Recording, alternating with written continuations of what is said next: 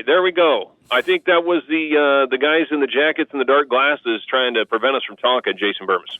I don't know that, but I do know that we were talking just a moment before you said let's go live, and then there was a harsh shriek the likes of 2001 A Space Odyssey and the Monolith, and we were disconnected. Yeah, I don't know what happened there. My apologies. That does happen sometimes in here, and I don't know why. And yeah, but anyway, it's time to go deep in the weeds with Jason Bermas, brought to you by River Cities Reader. And well, I've been looking. I got to admit, I look forward to this segment now every week, just because we only do the 1 hour, and so there's always a lot to cover. There's always a lot in the press, and it's just fun to get your take on stuff. Of course, Jason's got a YouTube channel, Making Sense of the Madness is his show. Make sure you check that out. Documentary filmmaker. Check out some of those films.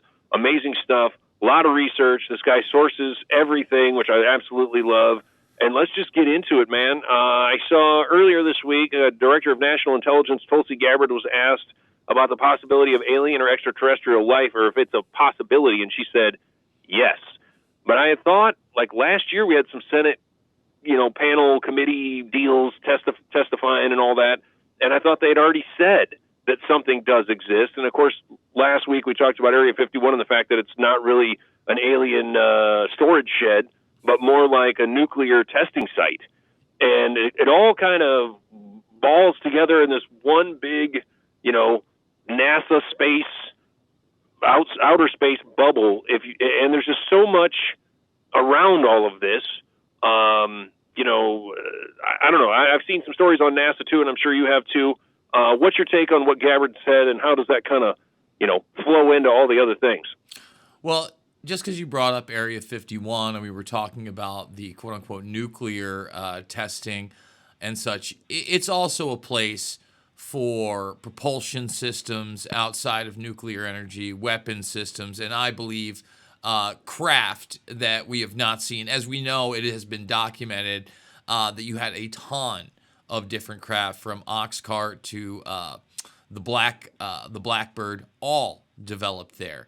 And one of the interesting things is that the Department of Energy, something that sounds extremely innocuous, is very involved in these type of, I would say, black projects.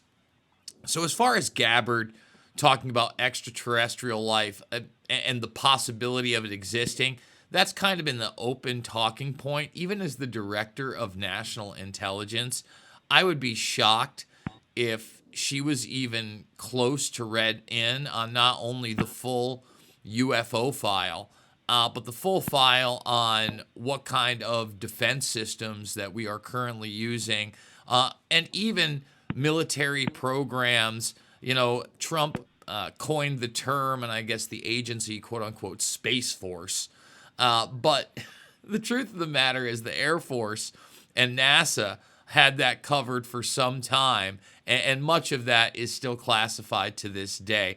So when I see those headlines and I hear those kind of things, unfortunately, I think that it is a lot of distraction.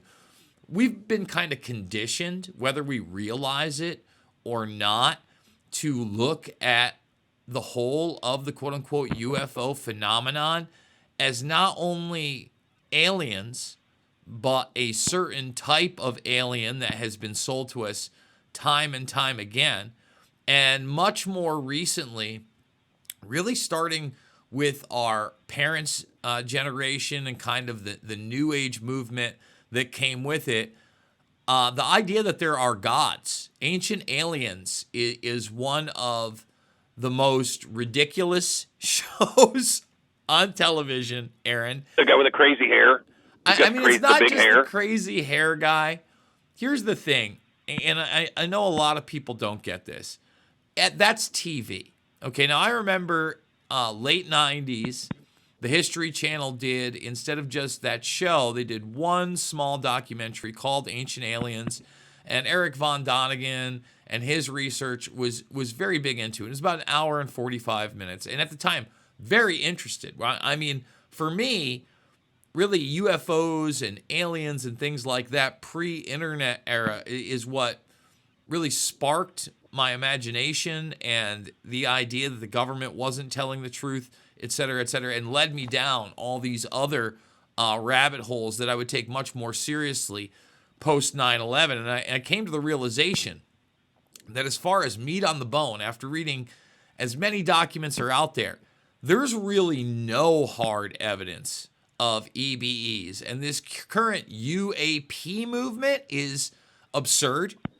And I tell everybody to be extra skeptical of any kind of biological entity they would ever roll out, because at this point, one of the other things that has been occurring in black sites for an extremely long time is the creation of quote-unquote chimeras. And chimeras are simply biological entities that are spliced together through genetic engineering and bioengineering, okay? And when we talk about humanoid chimeras, anybody can type that in. That's CHIMERA. And they'll find out that universities have been doing studies and experimentations openly with this technology now for decades, let alone what is underground. So with that being said, I think there is a much greater possibility that the vast majority of the craft that we have seen over the years is man-made. It deals with physics that the public is not privy to for many reasons, including the fact that you would create energy systems that were possibly cheaper and abundant. Well, then that really disrupts the entire control system, not just the United States, but the entire world. And it creates weapon systems and transportation systems, again, that the public is largely not aware of. Now, what I found to be a much more interesting admission, if you will, and I'm not even going to call it an admission, an announcement, because I think there's a lot of hefty Johnny nonsense here, is that you had the Transportation Secretary, Sean Duffy, ex-reality star from our generation, Aaron. He was on the Real World back in the day, I think one of the first few seasons. And while he was at a conference basically talking about the modernization of drone technology and its consumer availability here in the United States about to explode because of deregulation. So keep an eye out for that technology. That's one that I certainly do updates on. But Politico had put out a story, I think, a day before, saying that they planned, and when I say they, the United States government is planning on putting nuclear reactors on the moon by 2030, and it's going to be on the dark side of the moon. And really? Pink Floyd influence, huh? Well, I mean, when you're on the dark side of the moon, it's away from those prying eyes. And for those that don't know, it's now been admitted that in many of those areas of the moon, there is water on the moon. And even Duffy, talking about that, said that that is going to be essential for these nuclear reactors because, although you have water. Not only do you need water, I mean, that's really where you're creating the energy, which also, really creates so many questions on how this would even be possible, because you're supposedly in this very low gravitational atmosphere. Nuclear power itself is fission, but the power is coming from the water that is turning into steam. Okay? Now, I want really people to think about this. And he described what they would do is that essentially, first of all, he talked about the Artemis missions, which are supposedly going to be the manned missions back to the moon. But for those that end up watching this after the fact, and I'm going to give you guys the link afterwards for the embed, but here they talk about this plan. This is 4.5 years away, where they're going to send prefabbed parts for this to happen and essentially robots to do it, because even these manned missions that are supposedly going to the moon, Aaron, they're planned for, I believe, not this year, but next year, where they're going to stay for a whole 6 days. The record, according to the Apollo missions, which, again, I would remain extremely skeptical of, and I'll talk about that in a moment, they only stayed for 3 hours. Okay, so at a clip, wow. Yeah, and there were several Apollo missions. Remember, 13 is the only one that does not land. Now, what they plan on doing next year, which is what they said they were going to do last year, Aaron, is that they were going to send a rocket with human beings, with 4 humans on it, around the moon. Okay? Now, this truly would be a great achievement. And why do I say that? Aaron, how high up is the ISS, the International Space Station? Ballpark. 254 miles. Very close, and I mean, you may have searched that and be right on the money. But yes, it is in that 250-mile range in low Earth orbit. Now, that is a manned space station. Our astronauts and obviously others from around the world go up there and study. Now, what is the record for the Russian cosmonauts? Okay, because remember, the Russians were kicking our arnis in just about everything in the space program. In fact, the Russians are really the reason that ARPA, the Advanced Research Project Agency, which becomes DARPA, is created via their Sputnik technology, which is the first satellite in low Earth orbit, and that was above 300 miles, but of course unmanned. So how far have the Russians gone in space? Man, I don't know. That's a good question. They seem It's to always right get their around hands that in same everything marker. first. They were the first ones to start messing with the weather back in the 30s. They seemed like they were the first ones into space. Quick side note: have you ever seen So I Married an Axe Murderer? Big fan of that film with Michael Myers. Yeah, so Michael Myers also plays his own dad, and then he's making fun of the little brother. Sputnik is his head. That's whenever I hear Sputnik, that's what I think of, is Mike Myers as an old guy making fun of the red-haired kid in that movie. But anyway, good movie. Very fun movie. And move head now, and he's going to cry himself to sleep on his big pillow. But that's a whole other topic. I'm glad I found someone else that knows lines from So I Married an Axe Murderer. That's we're here now. Yes, we are there. Getting back to the absurdity of this for a moment. So the Russians have really only been as far as the ISS. So they haven't even been 300 miles. Now, there was a Polaris Dawn launch, okay? And this was last year, a little over a year ago in September of 2024. This is the furthest that humans and women ever have gone in space. How far did they go? And this was a SpaceX mission, but SpaceX is really just a rebranding of NASA and obviously doesn't do anything without NASA. How far did they go? I don't know. If you give me a second, I can look it up, though. I can tell you. It is I figured. 870 miles. So now, dang. And this is the first time, again, women have ever been this far, and also the first time that human beings since Apollo have reached the Van Allen radiation belts, although they did not go through the quote-unquote Van Allen radiation belts. Now, remember I told you that they were supposed to send humans around the moon, 250,000 miles, and then 250,000 miles back. Okay? So we're only short about, what would that be? 499,000 plus miles for the full trip. You know who they did send, apparently, on a rocket ship around the moon? And color me skeptical that we could even control rocket technology in that manner. We sent Snoopy. Sent a dog. Yeah, we sent Snoopy in a custom, and again, if you're watching this, folks, after the fact, he's in a custom NASA suit, and he was the zero gravity indicator that replaced the 4 human beings. So they just sent a stuffed cartoon animal to the moon. Look, here's the deal. I actually do believe that we've been lied to in a lot of regards around space. I do not think it is this uniform thing of a vacuum. When you look at the differences in what we know about our atmosphere, our stratosphere, our ionosphere, there are so many vast differences. And even what we publicly know on what they do experimentation-wise on the ISS has everything to do with microgravity and its effects on science. So, number one, I do question whether or not the moon is actually 250,000 miles away.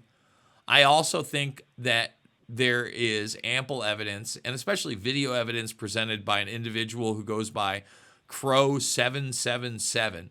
And this guy essentially in the 90s bought this super high power telescope and started filming it through a DSLR camera. And I mean, he's got a lot of footage which appears to be craft moving around on the moon. And again, I don't believe this is alien technology. I think that this is something else. There's been a lot of talk over the years of a secret space program, etc. Gary McKinnon famously hacked into our Defense Department and NASA, and he found this document giving a list of quote-unquote off-world officers. I don't necessarily know that that proves anything.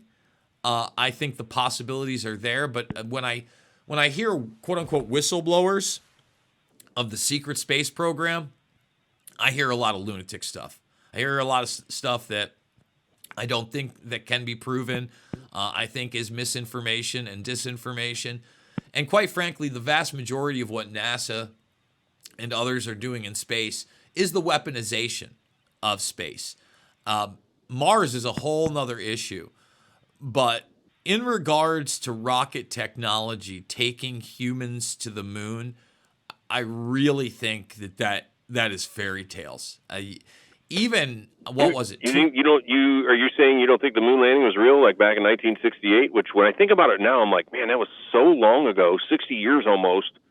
And did we really have the technology to go? I didn't realize the moon was that far away, and I didn't realize that the International Space Station was so close. I thought it was farther away. Also, I didn't realize 250 miles doesn't seem like a big deal. I mean, that's like Des Moines. Like, okay. But 250,000 miles? That's crazy. By the way, we are deep in the weeds with Jason Bermas right now, if you're just joining us. Deep in discussion here about the moon stuff. So Mike, who is my sometime co-host, when he's got time, he comes in and hangs out.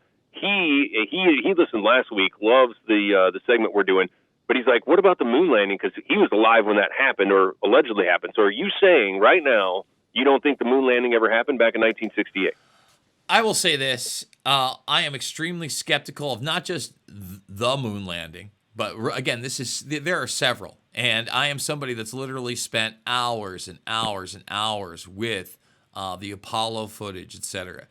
I think there is the possibility that humans have been to the moon. I do not believe that rocket technology can get us there, especially human beings and back.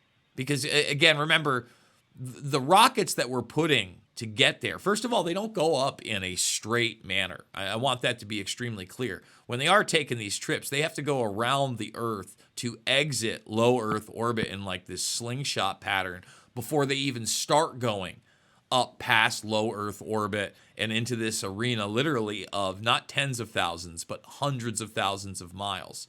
And then, you can watch the relaunch from a remote camera of just the pod that is at the top of this rocket. I think it is extremely dangerous. Now, do I think those astronauts were in space? Yep.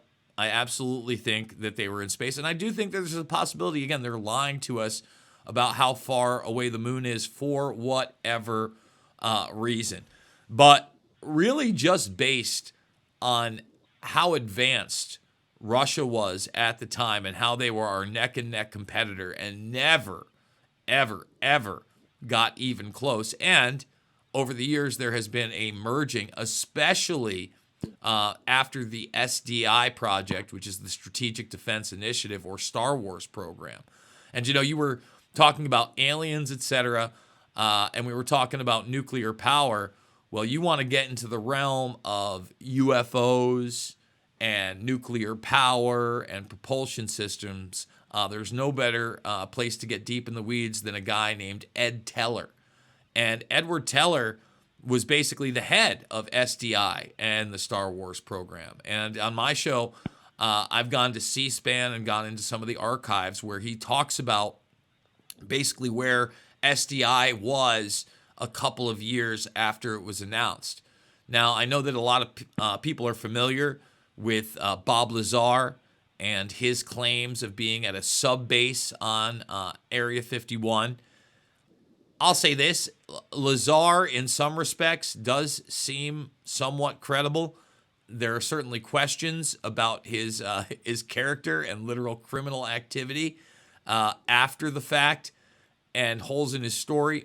But one of the things that Lazar really got, in my opinion, was that, when he was talking about these black sites and these programs and the reverse engineering aspects of it, he was really able to name how the compartmentalization worked and how he was only privy to so much, others were only privy to so much. There's even video of Lazar out there at the site, taking people to the site, filming quote unquote UFOs in the desert and being chased down. All of this starts with a story where Lazar meets Ed Teller, and Teller brings him into that black program. And there is plenty that's been written on Teller. I imagine many years from now, 10, 20 years from now, at least if we start getting to more and more of the truth and don't fall for the psyops and are able to free up some of this technology to empower humanity, I think we're going to learn a lot about Teller and really that era where post-World War II, we embraced the model of the Manhattan Project.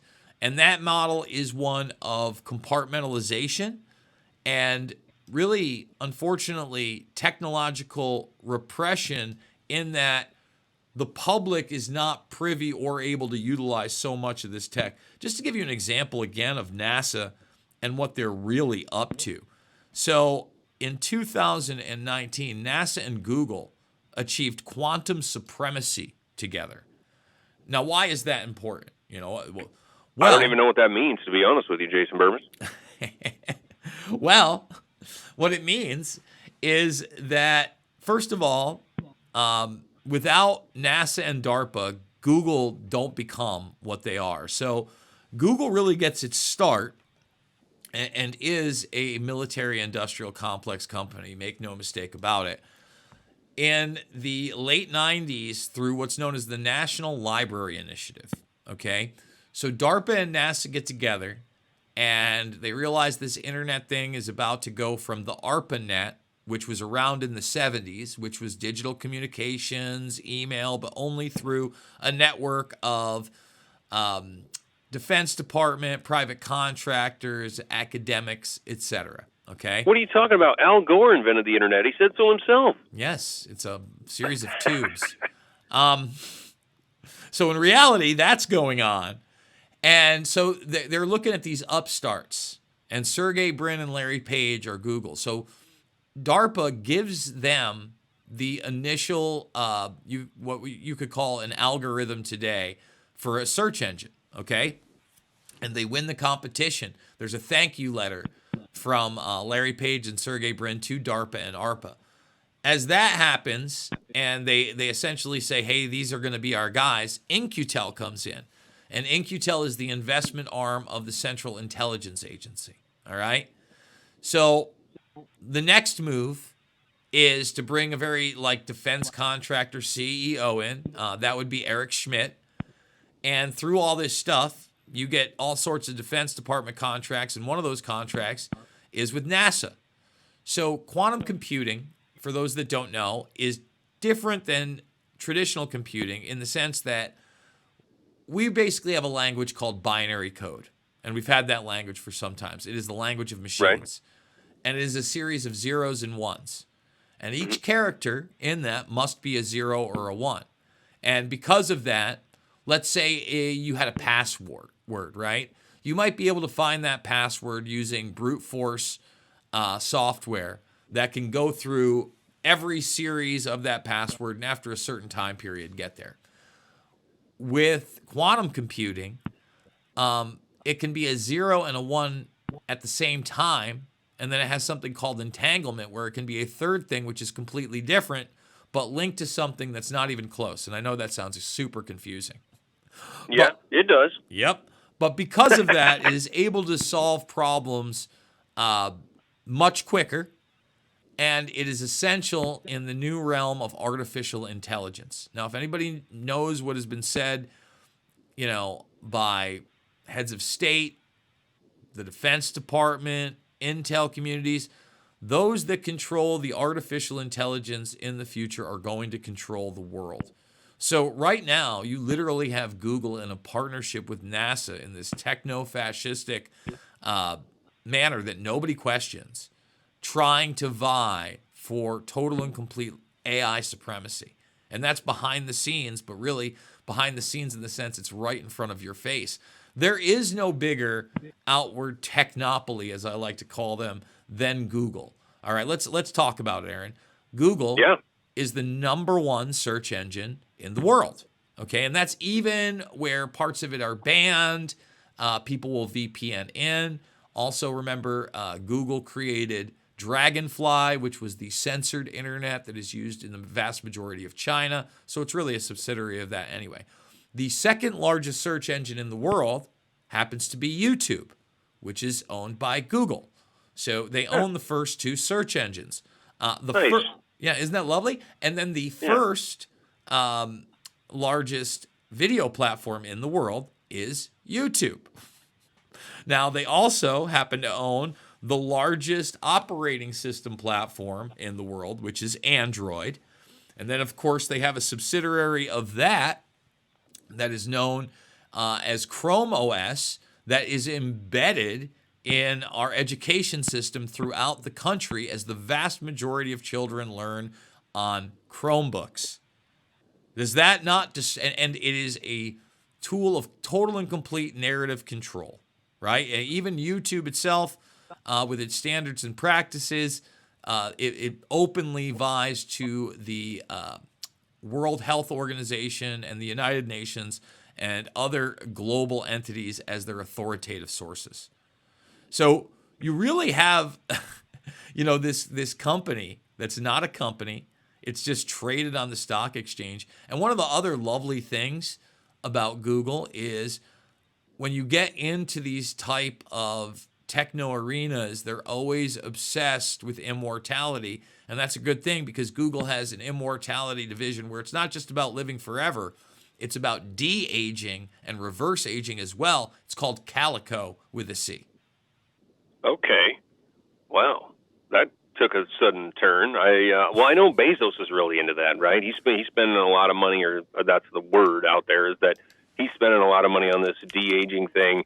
I always thought immortality, in my mind, was short of being a vampire. You do enough during your actual life that you're never forgotten. That we have people like that. Certainly, Shakespeare, Jesus, people like that, Moses, that where even thousands of years later, we know who they were because they did big stuff while they were here. That's being immortal in my mind. But you're talking about legit, hey, I'm alive forever. That would be correct. And if you really think about it, it's been a quest for human beings, especially human beings with complete hubris and power, to deny their mortality and to search for that immortality, whether it be stories of the Fountain of Youth or the Tree of Life.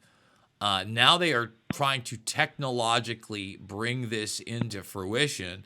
And even somebody like the Kush, Jared Kushner, a couple years back, when he was on television, he started talking about staying in good health because he believes that his generation will either be the first to live forever or the last ones to die. But at the same time, as we push forward and, GPT-5 is about to be put out and we're seeing more and more humanoid robots, the real push is to acclimate the vast majority into this idea that we can merge with machines and even upload our consciousness, while this other class of humans really try to experiment on us biologically and then try to really create that tree of life or fountain of youth and biologically live forever here. Do you think, or where are they in that technology as far as pausing aging or even reversing aging? Does anyone even know what that looks like? That's a really good question. And here's the thing. I am really of the belief that I do not believe it's possible to biologically live forever. I think that is maybe possibly what some of these people have been promised in closed door sessions from scientists or companies or governments or whatever. There are some people out there. Alex Jones like to talk about interdimensional demons and beings. I don't know any of that. I do know I have read their white papers and I have seen what they've done with the experimentation on other mammals. And certainly when you look at the science regarding mice in particular, which share, I believe, about 94% of our genetics, they have been successful in not just making their lives longer, but also de-aging them.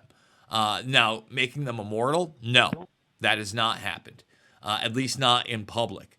However, we are now, in the real world of gene editing, of CRISPR technology, of mRNA being a mainstream word and technology, despite the fact that, you just had RFK Jr. literally put the kibosh on over 20 of those programs. And those programs, by the way, if you watch his statement on that and his speech, those programs were with BARDA, which you guessed it, that is the Biological Advanced Research Defense Agency. So that is the medical DARPA, okay? So many of these things are connected. That's right. So BARDA is really the ones that pushed the mRNA tech through. And even Moderna, and we should pull that up for the audience here, when they were going full force with the mRNA technology, it was through a $25 million grant and partnership with DARPA. Let's pull that up. And that's on their own site. So here you go. It's right there in the article, which really makes it disturbing for me that people don't get this. Moderna Therapeutics to grant up to $25 million to develop messenger RNA therapeutics. And this is October 2nd, 2013. This is on their own website. And it tells you right here that this is, of course, a gene therapy. By the way, at this point and up to the point of the COVID 1984 nightmare, Moderna has no products. Okay, they have absolutely no products. They're a zombie company with the Defense Department. I need that to sink in for people. So let's see if we can find gene therapy right in this. Maybe not. Maybe is there? Sure, certainly a therapy, isn't there? Right? Oh, maybe not. Well, let's read this one part right here so you can find out how it was part of a militarized program. The grant is part of a DARPA program called Adept and Protect. Autonomous diagnostics to enable prevention and therapeutics, prophylactic options to environmental and contagious threat. The goal is to develop platform technologies, and that's what that is. It's a platform because it can be programmed and then it is digitally printed through bio-nanotech, folks. So to develop platform technologies that can be deployed safely and rapidly to provide the U.S. population with near immediate protection against emerging infectious diseases and engineered biological weapons, even in the cases when the pathogen or infection agent is unknown. And then it says, for more information about DARPA, visit darpa.mil. Yeah, because we'll just tell you everything. I mean, again, I hope that folks that are even listening to this go back and just check out the video. I read it word for word. Anybody can do what I just did. And we talked about the Department of Energy. They were heavily involved in not only this program, but every other one. And when Peter Daszak was taken behind closed doors for his depositions, the Department of Energy was named in the paperwork of which they would be discussing during that deposition. Wow. I feel like we're in like a weird circle maze where it all kind of circles back. By the way, we're deep in the weeds of Jason Bermas right now. We've kind of been all over the place, and we're kind of deep in the secrets of space here within our government and all the things that kind of go with it.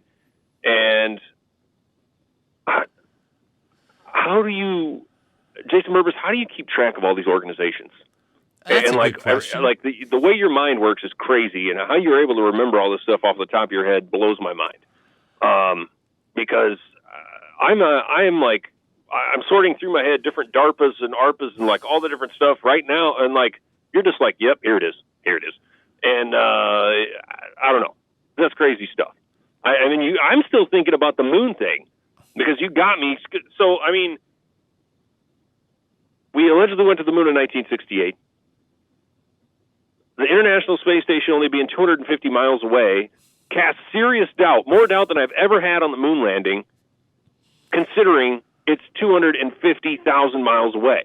Or like you said, whether or not you think maybe they're lying about that. Because the Apollo missions only took 3 days to reach the moon. Mm-hmm. How in the hell did they go 250,000 miles in 3 days? Mm-hmm. In 1968? Again, I question it. And, as far as the recall, I did pull out lines from So I Married an Axe Murderer, which I think came out in like 1995 or maybe 4. So I don't know. I've always kind of been blessed with that, I guess. The ability to memorize those type of things. And plus, just like, I remember my favorite bands. If I want to have an intellectual discussion with somebody about these topics, I damn well better know the ins and outs.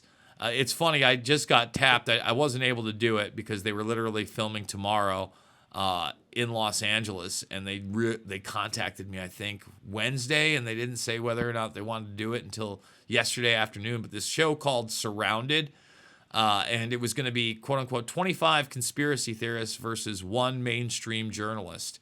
And here's even the problem with that, because I went and I looked at the forum, and I thought it was actually pretty interesting and good. But whereas I'm sitting here and we're talking about real things and real numbers and things people can verify, out of the 4 topics, 2 of them were complete nonsense, and one of them was a little bit of spin. So, this is a good example on how the mainstream will try to lump things together and stack the deck. So the topic I would have gone on about was 9/11. And essentially, the journalist is going to take the line that 9/11 is a terrorist attack by Osama bin Laden and Al-Qaeda, and there is no inside job, there is no conspiracy. I obviously have a lot to say and dispute on that, and I've made several films about it. But then you have 2 that are totally ridiculous, and one of them would be the flat earth conspiracy. I hope there's not a whole bunch of ice wallers out there. A lot of people will point to some of the things that I've pointed to and say, oh, well, this is all proof of a flat earth. I don't think it's proof of a flat earth. I think it's proof that NASA lies a lot.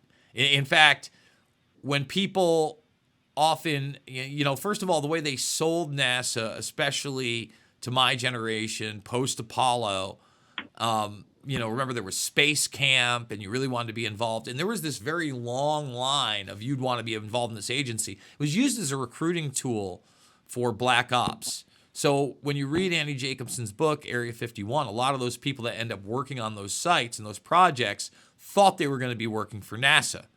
So although they do, end up intertwining a bunch, NASA's kind of a front for that agency. So they want to talk flat earth. They want to, muddy the waters there. They want lunatics there. They want people talking about the firmament, blah, blah, blah. Second one is the Q nonsense, the Q movement. Now, I've told people before, I've actually dug into that. It looks to me like a few internet trolls in the very beginning met at DEF CON. Gentleman by the name of, quote-unquote, Microchip, DeFango, a.k.a. Emmanuel Chavez, and Dreamcatcher, James Brower, and that there are no superheroes in white hats behind the scenes, and that, coded messages on the internet aren't giving you some inside info. I know that's tough for people to deal with, but so they stacked the deck that half the show is going to be ridiculous. And then the third one that they put in there was the Hunter Biden laptop. And although there is a lot of meat on the bone of Hunter Biden and the corruption with him and his drug use and the prostitutions and even maybe some inappropriate relationships with family members. I mean, for God's sakes, he had his father in his phone and his contact information as Pedo Peter, everybody. You can't make that up. Yeah, you brought that up last week, too. That's a little eyebrow raised on that one for sure. Yeah, and as it should be. But they wanted to stick to the crimes of Joe Biden on that laptop. And really, the crimes of Joe Biden on that laptop, there are some communications where he is referred to as the big guy, etc. But really, when you talk about the criminal activity and the damning communications between Joe Biden, Burisma, and Hunter, they would come from the WikiLeaks 2016 DNC dumps. That's really where it was. So even that one was rigged in a way. And, I might have gotten 5 minutes in there. At first they wanted me to pay my way, and then there was somewhat of a stipend and all this other stuff. I couldn't do it for maybe 5 minutes against a mystery mainstream journalist. I told them, Aaron, that I would like to be the person in the middle. I'd like to be the conspiracy theorist. I got plenty of topics, and I would like to take on 25 mainstream journalists. I think I go 25-0. I'd put my money on you, Jason Bermas, for sure. Thank you. We are deep in the weeds with Jason Bermas, and kind of an array of topics today. We're a little bit all over the place, but it's funny the way they put these programs together, and like you said, a lot of things that we see, a lot of things that are put out there are just distraction, for what's really going on behind the curtain. And I don't know. My head is, I'm still spinning on the moon. I didn't, the moon being 250,000 miles away just blows my mind. I mean, think about Mars. Yeah, how far away is Mars? I mean, it varies, and you have to do, I think there's a certain time that they would have to do it, and then they say we could do it in what should we call it? We could do it in 6 months, but I'm, again, extremely skeptical altogether. But let's see. Length away from planet. Let's see. Away from Earth. Well, it's 140 million miles? It's 33.9 million miles to 250 million miles. See how that works? On orbit. Yes, depending on what the orbit is. So Musk thinks he's going to send people to Mars, and it's 33 million miles away on the short side? It's not real, folks. Unless there are different types of propulsion technologies, or they are lying about the length, or they have literally figured out quote-unquote warp speed from Star Wars, or right. Beam Me Up Scotty from Star Trek. That makes no sense. I did a big expose on it, and I actually show individuals at the heart of NASA admitting that none of that is real. But at the same time, NASA claims, as far as that is away, that back in the 70s, they were able to send satellites out there and take these pictures and send them back. And look, I'm not saying they didn't do that. In fact, I know that they build these satellites. I've watched them build it. I've watched them send them up. But it really does speak to the question, because, again, you're 33 million miles out in space. How do you have the maintenance on that? How are you even communicating with that for any type of information or control systems? I think that we have to remain pretty skeptical on all of it. And, from the photographs on Mars where we supposedly had, the face image and all that controversy, which, again, sold us on the idea of possible aliens and life on Mars, etc. I say remain skeptical of all of it. Think about how hard it is to prove things that we can actually see with our own eyes, touch with our own hands, hear with our own ears, right? We can't do any of that with Mars and the moon, Aaron. I agree. Yeah. And again, I love math. I don't love math, but I love when there's questions, there's controversy, whether it's just a political issue or it's something like this, you get back to the math. So for the Apollo missions in 1968, they would have had to travel 3,500 miles an hour. Mm-hmm. to make it to the moon in 3 days. Yeah. And that's, I don't even know if people can go that fast. You know what I mean? Like, that just seems, but I don't know. I still, again, didn't realize the moon was that far away. I've just never really stopped to think about this.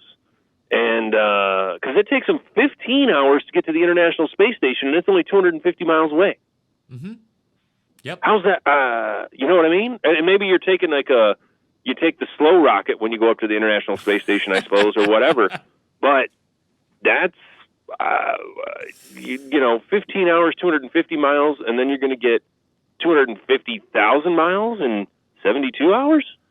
And I want to remind people that human beings in space, really biological life as we know it in space, they don't mix very well. If you look at how banged up these astronauts and cosmonauts are after any kind of extended stay, again, only 250 miles up in the air on the ISS, it physically wears them down to the point where then when they do re-enter, the majority of them are taken away on a stretcher. Okay, Don Pettit. Yeah, I've seen that. Yeah, they can't even walk. Yeah, I mean, they're in rehab for months. It is so disorientating. So once again, I asked the question why we think it wouldn't be even more disorientating so much farther away. Unfortunately, the public, again, has been extremely naive, mostly because technologically, many people can't grasp, just the basics of this thing. But at the same time, we have been sold on this. I mean, it's not just, I said Star Wars and Star Trek. Go back to the Disney era of the wonderful world of Disney. And when you would watch somebody like, I don't know, Werner von Braun, ex-Nazi and head of NASA, brought into the United States during Paperclip, showing you space stations and rockets. And remember, von Braun really is the godfather of that rocket technology in the sense that even his Saturn V, which we were using in the 60s, is supposedly still the most powerful rocket we got. Is that true? That's what they tell us. I don't know. I've got like that emoji guy with the hole out of the side of his head right now, Mm-hmm. So it feels like, based on what we've been discussing, looking at some of this math, really stopping to think about this for a minute, it sure feels like, NASA, you're doing some space stuff, but more of a front for all the other stuff they got going on. 1,000%. And I'll give you a great example about how they do it. I had Greg Autry of NASA on my program probably a little bit over a year ago now. And when I had Autry on the program, I told him his book was called Red Moon Rising, because the big talking point was not only is China going to beat us to the moon, and that's why we got to beat them there and put the nuclear sites on the moon, is they're going to beat us to China. And he actually wrote that book with Peter Navarro of the Trump administration, the one that actually went to prison. So we start talking. I go, listen, I got to be honest with you. I'm not really interested in this whole Mars mission. I don't really know how plausible it is and where it would be in the future. I go, I really want to talk about the technologies, the ISS, the stuff that you're doing on there, including 3D organ printing, organoid creation, and they do quantum computing up there. They build hydrogels, all sorts of stuff. So I said, I want to talk more about maybe some of the classified stuff. And he goes, oh, we don't do classified programs with NASA. Okay. So about 5 minutes later, I start discussing Elon Musk and SpaceX. And one of the things that SpaceX is doing, other than putting up Starlink satellites, which are really the commercial version of that Star Wars or SDI program, the Defense Department has a total backdoor into every Starlink satellite. Make no mistake about it. And the highest concentration of the receiver dishes are in Ukraine, because it's not only the Ukraine military's communication systems, but they directly hook into the Ghost and Sidewinder drones that they're a part of. So you have that, but then you also have the DARPA program called Blackjack. Okay, and DARPA's Blackjack They've toned it down because people started talking about it, but that's their classified system. So Musk is putting that up there, and we'll put that right in the background for people to see here. It's on DARPA's page as well, the Blackjack program. It's one of the artificial skins, as they call it, that they put around the planet. But Musk has been tapped now to build the next spy satellite network. So I brought that up. And I go, hey, well, what about the reports that Musk is building the next spy satellite program? And Greg Archer goes, well, I can't talk about classified programs. Well, he didn't have any classified programs, though. But he can't talk about that classified program. Okay. My goodness. Put them on the spot, and they squirm. He was actually a really nice guy, and he was impressed with what I knew and thanked me at the end because, again, I think that he probably does get sick and tired of saying the same thing over and over and over again, knowing so much of it is just public relations talking points and really trying to shape the narrative rather than talk about the reality of the technologies they're currently working with. And really, that's what I try to focus on. Hydrogel technology, it may be the future of medicine. RFK Jr. just yesterday, although he was condemning the mRNA technology, was literally talking about a vaccine that is now being worked on that is supposedly going to be a cure-all for all viruses. And you can't make that up. The entire phylum of viruses, he said, color me skeptical. Okay, I think that we have to remain skeptical on all this technology, but at the same time, we have to acknowledge its existence and really try to push for that tech to be utilized to empower and not enslave enslave humanity, which unfortunately, if you really look at it, the vast majority has been utilized for. A cure-all, huh? That sounds, yeah. You can color me skeptical too, Jason Bermas. I'm not getting in line for that. Give it to some other guy first, because I can't even imagine. And how would that even be possible scientifically? It's a great question, but again, with bio-nanotech, and you remember, we just discussed the idea of de-aging, of genetic modification. Even when I talk about NASA, one of the things that has been openly talked about in the realm of NASA with Dennis Bushnell, who is the ex-chief scientist there, and he was around literally prior to Apollo during the Gemini phase of their space exploration at NASA. He talks about genomic engineering, and he talks about possibly doing that to the human species, in which we would create ourselves more adaptive to whatever we do to the Earth. So if they're planning on just literally Dr. Moreauing our entire species, I don't know whether or not it's going to be possible. I do believe that they will try, okay? And who knows? I want to believe in fairy tales and unicorns sometimes too, but if you truly had that type of technology that would be able to combat all viruses altogether, you would probably be able to extend life. And quite frankly, that just does not seem to be the goal of those in charge and those in the Predator class, Aaron.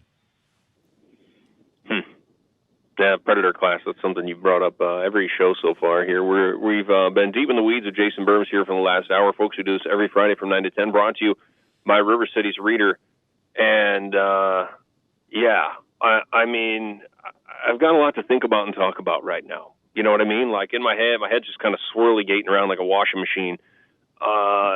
Just trying to, I don't know. This happened last week too, where I was just like, wow. Yeah. Well, let me say this, Aaron. If you're looking for some fun stuff on what's that? Okay, we'll give you some fun stuff and some fun stuff for the viewers out there to watch. Now, I want to make sure everybody knows, okay? Everybody knows I'm not necessarily endorsing everything in these documentaries or films, but if you want to watch a funny thing happened on the way to the moon, Bart Sabrell's classic, on the moon landing and why he believes that they are not genuine and hoaxed. He also has Astronauts Gone Wild, where he went around and tried to find astronauts who would swear on the Bible that they had went to the moon. That's the one where Buzz Aldrin punches him in the face. And then for those that buy into the conspiracy theory, or maybe are interested in the conspiracy theory that it was actually Stanley Kubrick that faked the Apollo missions, there are 2 documentaries on that. One of which is called Kubrick's Odyssey, which really, it's about an hour long and takes you through the theory that not only that he faked the moon landing, but that the confession is actually hidden in The Shining. And then there's Room 237, which although it's not fully about the Kubrick moon landing part, it gets into that aspect of it. Wow. Well, I got to check that out now, too. Well, you know what? Before I even do that, I do want to say this. There's also a mockumentary out there in the late 90s that is shot just like a documentary, and I believe it has Donald Rumsfeld in it and even Henry Kissinger before he died, although Kissinger lasted for a long time after that. And in that documentary, or mockumentary rather, it's them admitting that they faked the moon landing because they were part of that Nixon administration while it was going on. And then you realize it's a scripted gag when the last shot is Stanley Kubrick's license on the surface of the moon, but also worth a watch for the fun of it. Outstanding. I got some more homework to do now. And, well, many thanks to you, Jason Bermas. We're deep in the weeds with Jason Bermas, brought to you by River Cities Reader. Again, we're doing this every Friday. And I definitely have some stronger opinions about the moon landing and all the things. And I definitely want to get into, maybe next week, one of the things I wonder about with some of the technology, et cetera, is China and what they're doing inside of some secret mountain or whatever they might be doing. Because I feel like they're more radical than we are, but maybe that's because that's what I've been fed by the media. I don't know. But, we'll scratch the surface on lots more great topics next Friday. Jason, thanks so much. Now, where can folks go to watch this video? Because you got video version of you. Yeah, you can go to my YouTube, which if you just type in Jason Bermas, Bermas, but maybe you guys are going to be able to embed it. I will send you guys the YouTube link and put it. I know you have the audio version on the show, but you can also find this on X. I'll post it there, Rumble, Rockfin, and wherever my videos are shown.